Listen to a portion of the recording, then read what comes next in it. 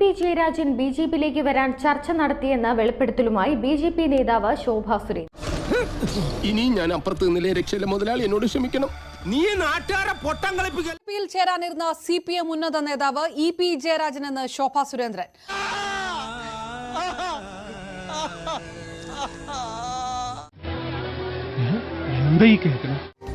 പാർട്ടിയുടെ പ്രഗത്ഭനായിട്ടുള്ള നേതാവ് EP ജയരാജൻ ഭാരതീയ ജനതാ പാർട്ടിയിലേക്ക് ചേരാൻ തീരുമാനിച്ച് വല്ലാത്ത തലവേദന.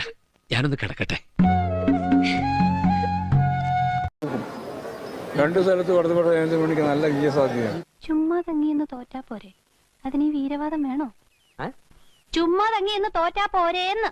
EP ജയരാജൻ ജാവ്ദേക്കർ കൂടിക്കാഴ്ച വലിയ എനിക്കറിയാൻ പാടില്ല, ഞാൻ മരുന്ന വിളിക്കേണ്ടതാണ്.